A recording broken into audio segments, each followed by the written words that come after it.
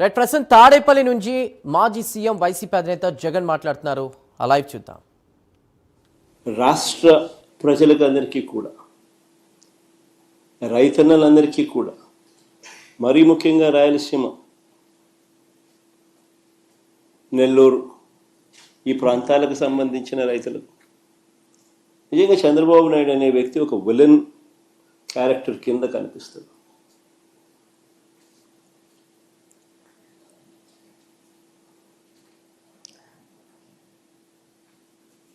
ఆ కుర్చీలో చంద్రబాబు నాయుడు గారు ముఖ్యమంత్రిగా కొనసాగుతూ తన సొంత రాష్ట్రాన్ని ఏ రకంగా తాకట్టు పెట్టాడు,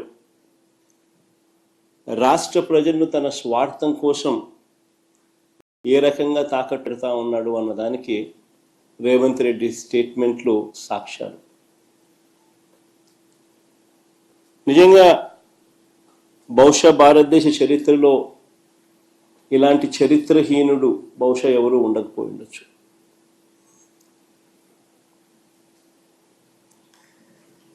చంద్రబాబు నాయుడు గారు, ఆయన ఇరిగేషన్ మంత్రి ఇద్దరూ కూడా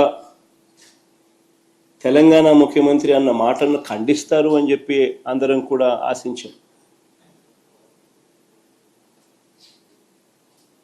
ప్రతి రైతు కూడా ముఖ్యమంత్రి ఈ స్థాయికి దిగజారిపోడు అని చెప్పి రైతు కూడా ఆశపడ్డాడు. కానీ ఆశ్చర్యం ఏమిటి అంటే చంద్రబాబు నాయుడు గారు తన ఇరిగేషన్ మంత్రితో తాను మాట్లాడించిన మాటలు, చంద్రబాబు నాయుడు గారు మాట్లాడుతూ ఉన్న మాటలు చూస్తే రాయలసీమ లిఫ్ట్ ఇరిగేషన్ స్కీమ్ అవసరం లేదు అంటూ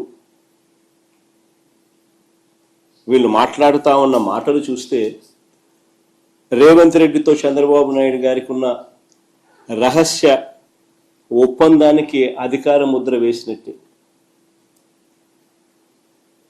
కరెక్ట్గా రేవంత్ రెడ్డి కూడా ఇదే మాటలే మాట్లాడాడు. చంద్రబాబు నాయుడు కూడా ఆయన మంత్రి కూడా రాయలసీమ లిఫ్ట్ అవసరం లేదు అని అంటూ చంద్రబాబు నాయుడు బరి తెగించి మాట్లాడడం కూడా వాళ్ళిద్దరి మధ్య జరిగిన ఒప్పందానికి ఆమోద ముద్ర వేసినట్టే, అధికార ముద్ర వేసినట్టు. స్వలాభం కోసం ప్రజలకు ఎంతటి ద్రోహమైనా కూడా, ఎంతటి మోసమైనా చేయడానికి చంద్రబాబు నాయుడు అనే వ్యక్తి వెనకాడడు.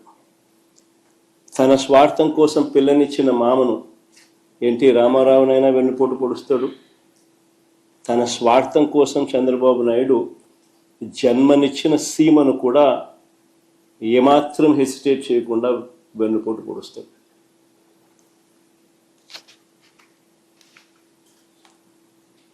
నిజంగా రాయలసీమ లిఫ్ట్ అన్నది ఒక గొప్ప ఆలోచన, ఒక గొప్ప ఉద్దేశం ఈ రాయలసీమ లిఫ్ట్ ప్రాజెక్టు వెనకాల ఉన్నమాట. కరువు కోరల్లో చిక్కుకొని ఉన్న రాయలసీమ ప్రాంతం, వ్యవసాయం ప్రశ్నార్థకరం అయిన పరిస్థితులు, తాగడానికి మంచినీళ్ళు కూడా ఒక్కొక్కసారి దొరకని పరిస్థితి.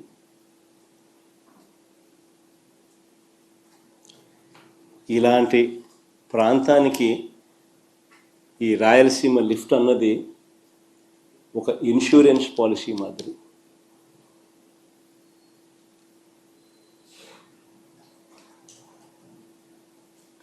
రాయలసీమకు, నెల్లూరుకు, చెన్నైకి ఇది సంజీవిని వంటిది.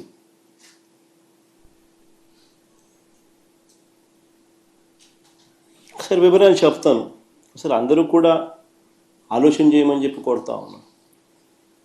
ఎందుకనంటే ఇది ఆలోచన చేయదగ్గ అంశం కాబట్టి. శ్రీశైలం ఫుల్ కెపాసిటీ లెవెల్ 885 అడుగులు. శ్రీశైలం నుంచి రాయలసీమకు, నెల్లూరుకు, చెన్నైకి నీళ్లు ప్రవహించే పోతిరెడ్డిపాడు హెడ్ రెగ్యులేటర్ సిల్ లెవెలే, అంటే బాటమ్ మోస్ట్ లెవెల్, సిల్ లెవెలే 841 అడుగుల్లో ఉంది. సిల్ లెవెలే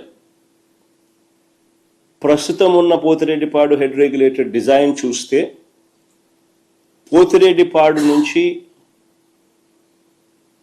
ఫుల్ డిశ్చార్జ్ కెపాసిటీ 44 క్యూసెక్కుల నీళ్లు కిందికి రావాలి అని అంటే నీళ్లు శ్రీశైలంలో 881 అడుగులు ఉంటే తప్ప ఫుల్ డిశ్చార్జ్లో 44,000 క్యూసెక్స్లు డిశ్చార్జ్ కిందికి రావు నీళ్లు. 841లో కేవలం 2,000 క్యూసెక్లు డిశ్చార్జ్ మాత్రమే బయటకు వస్తాయి.